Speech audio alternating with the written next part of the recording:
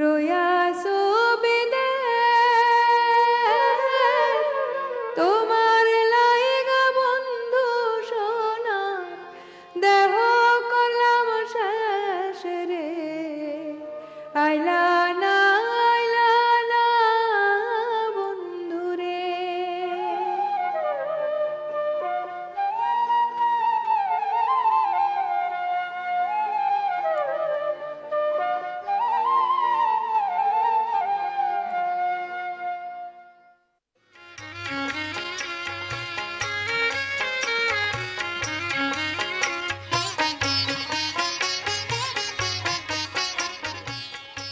তাইলে আমি যাই। আচ্ছা যাও।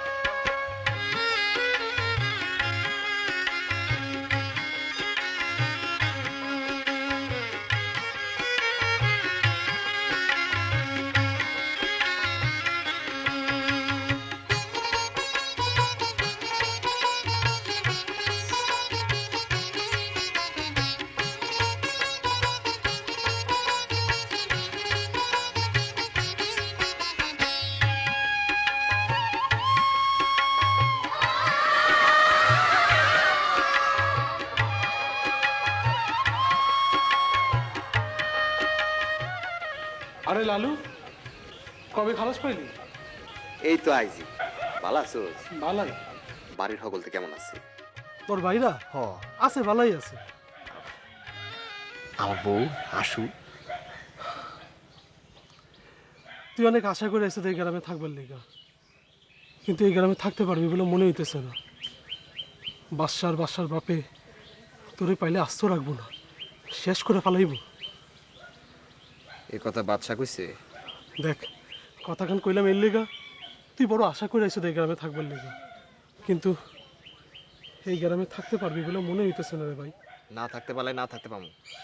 আমি হাসুরিলে শহরে যামগা, রিক্সা চালামু, মজুরি খাটমু, আর লাথি মারি গ্রামের মুখে। হাসুরি নিয়ে তুই শহরে যাবি? হ্যাঁ। কিন্তু হাসু তো এখন শহরেই থাকে। হাসু টাউনে থাকে? টাউনেই থাকে। টাউনে তারে ঘর ভাড়া করে দিছে বাদশা মিয়া, তারে বান্দা রাখছে। বান্দা রাখছে আসলে? হাসু হাসু থাকতে রাজি হইল? রাজি না হয়ে কি করবো ক? তুই জেলখানায়, তোর ভাইরা তার দায় নেয় না। হ্যাঁ, সে হাসু গেছে তার চাচার বাড়িতে, সেইখানকার অবস্থা তো তুই বালা করেই জানোস। তারপর একদিন বাদশা মিয়া তারে তুইলা লইয়া গেল। তুইলে লয়ে গেছে? হাসু হেন সুখেই আছে। একদিন লোক কি হলে বাদশা মিয়ার লগে দেখলাম বই দেখতে আইছে, পরনে দামি কাপড় গহনা, চেহারাটাও আগের চেয়ে অনেক খোলতাই হয়েছে। তা তুই এখন লালু বাড়িতে চল। না। চল, আজকে রাইতে আমার বাড়িতে থাকিস, কত মিলে খবর দে। এই গ্রামে আমি আর থাকবো না।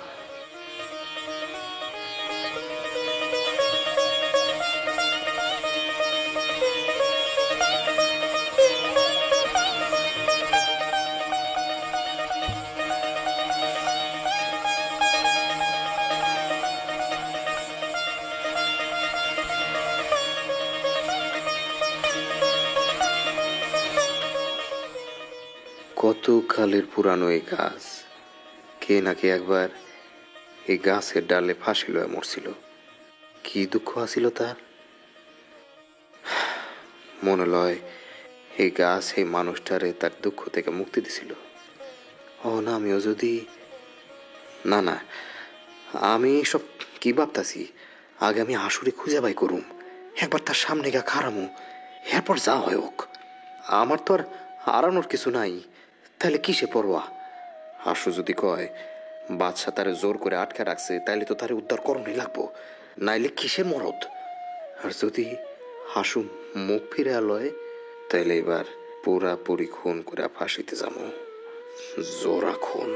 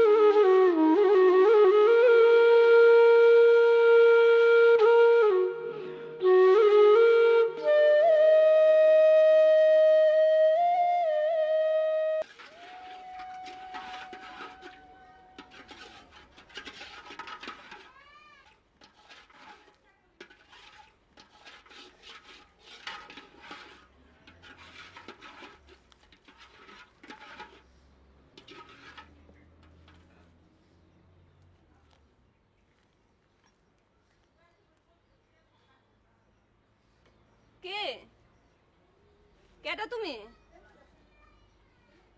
এটা কি চাও? আমার মানিকরে দেখবার আইছি। আমার মানিক কো? মানিক? মানিক আবার কার নাম? এবিটি পাগল নি? পাগল মুখে। এই দেখো তো, পাগল মুখে। আমার পোলা এই আছে না কি হইছে? এখানে? কার লগে কথা কস? এই দেখো তো বিটি কোন দে খাড়া রইছে।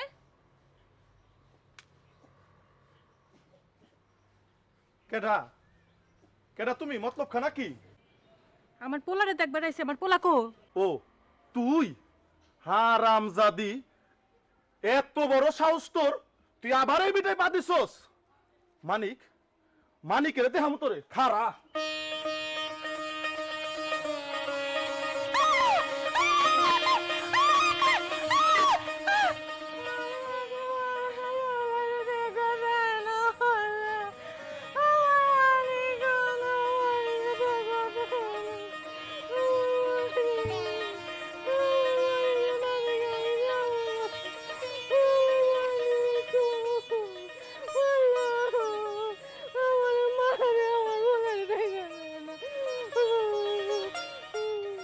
তুমি আমার কেন মরতে এলা?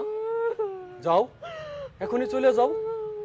কেমনে ভাবলা যে মায়ের খনিরে কলিম ভাই দুধ ভাত খাওয়াইবো? যাও যাও যাও গিয়া। আমার পোলারে না দেখে আমি যাবো না। আমার পোলারে দেখো দে। তুমি জেলে যাওয়া ৬-৭ মাসের মধ্যেই তোমার পোলা মইরা গেছে। তার দাদের রুহ যে তারে টানছিল।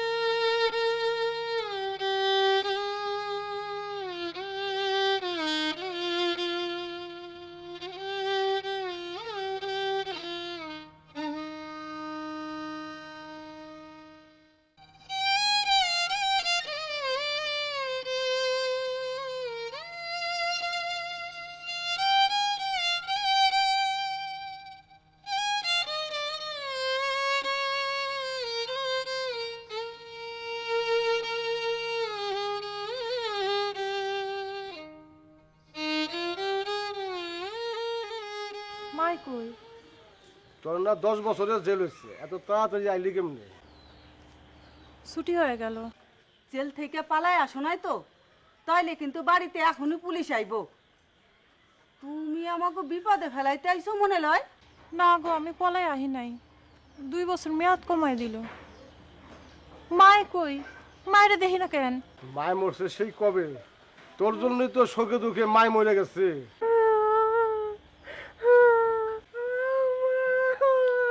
মরা কান্দন কাইন্দা সংসারে বালা মুসিবত দেখ কেন না? বাইরেও দেই বাড়ি থেকে। মাপ করো, রাস্তা মাপো। আমি এখন কই যাব? জানের কোনো জায়গা নাই। তুমি যাইবা তোমার স্বামীর বাড়ি। বিয়ার পরে তো স্বামীর বাড়ি মাইয়ে মানুষের ঠিকানা।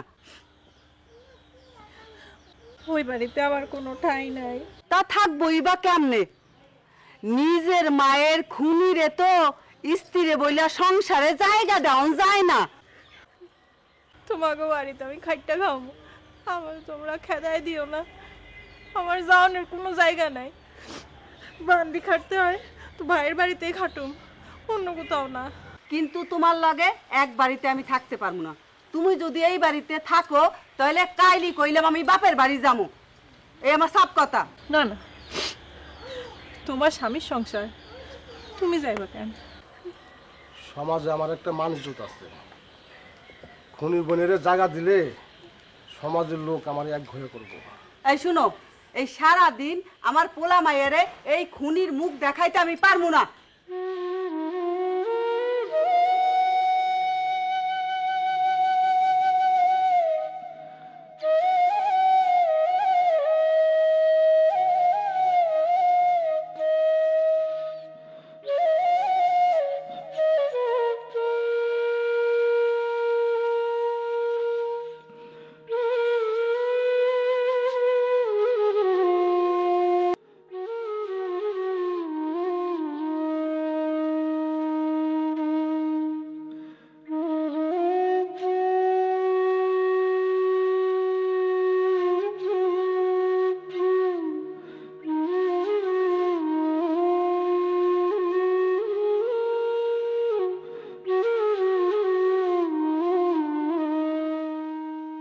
কাছে তো নুরিগো বাড়ি।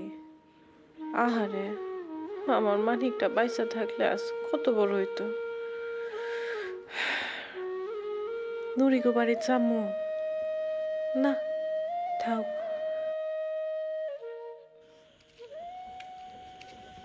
জরিনা, তুই কবে ছাড়া পাইলি? তুই ভালো আছোস? অনেকদিন পরে দেখলাম সই তোরে। নিশ্চয়ই তোর ভাই তোরে জায়গা দেয় নাই। দরকার নাই, তোর স্বামীর বাড়ির দরকার নাই, তোর ভাই বাড়ির দরকার নাই। তুই আমার বাড়িতে থাকবি। চল সই, চল চল, আমার বাড়িতে থাকবি, চল চল। পাগলামি করিস না লালু, পাগলামি করে কোনো ফল হইব না, আবার বিপদে পড়বি। তুই তুই আইজা আমার এই জায়গা থাক, কালকে ভোরে উঠে চলে যা। তুই যে গ্রামে আইস সকলে জানে না, আর তুই তোর মামুকু গ্রামে যা। ওই ওই বাচ্চা তোরে বিপদে ফালাইবই। এই গ্রামে থাকলে তোর নিস্তার নাই। আর টাউনে গিয়ে তুই বাচ্চার লোকে পারবি? ওর কত জানা শোনা, কত লোকজন। ওই সুরুজ্জের মতো 10-20টা লোক পালে বাচ্চা। টাউনে আমি যামই, হাসুরে খুঁজে বাই করে খালি একটা বার জিগামু ও যা করছে সেটাকে ইচ্ছা করে করছে নাকি বাদশাহ ওরে নিজের থেকে। লালু, তুই পাগল হইস না রে ভাই। দেখ, তোর হাসু আর আগের হাসু নাই। হাসু বদলে গেছে। তুই তুই হাসুরে ভুলে যা রে ভাই। সে এখন রাজরানী। খামাকা খামাকা বিপদটা বাড়াইস না রে ভাই। লালু, তুই একটা ঘুম দে, কাল সকালে তোর লগে আমি কথা কমনে। আর তুই তোর মামুকু গ্রামে যা, কয়েকদিন ঘুরে আয়। আর আমি দেখি এর মধ্যে বাচ্চার লোক একটা কথা কন যায় কিনা। ওর লগ এবার কি কথা? না, তুই তোর মতো থাকবি, হাসুরি নিয়ে তোর আর কোনো চিন্তা ভাবনা নাই। এটা তুই কি করলি কদম? তোর মাথা ঠিক আছে? টাউনে আমি যামই।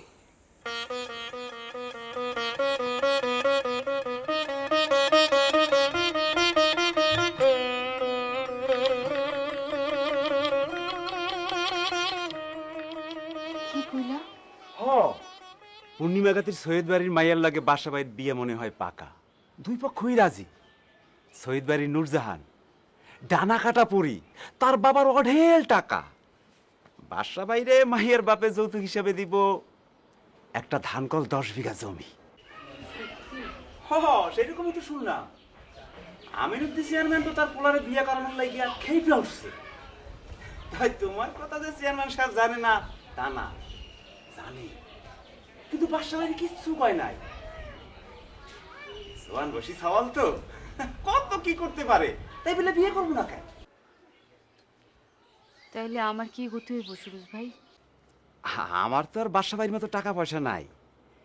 আমি যারে পছন্দ করুম তারে বড় জোর এই বেড়ার বস্তিতে একটা ঘর ভাড়া করে দিবার পারুম।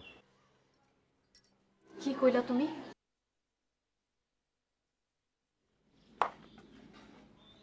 এই সব কথা তিনি শুনলে তোমার কি অবস্থা হইব ভাইবা দেখছো? দেখছি হাসু বিবি, দেখছি।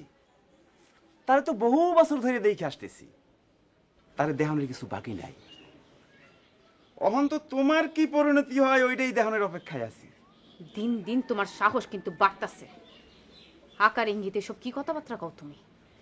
আর একবার কইলে আমি তারে কিন্তু কইয়া দেবো, তখন বুঝবা। কও, আরে কইয়েই দেখো, কিন্তু হ্যাঁ তোমার এই দোষী সাব্যস্ত করব।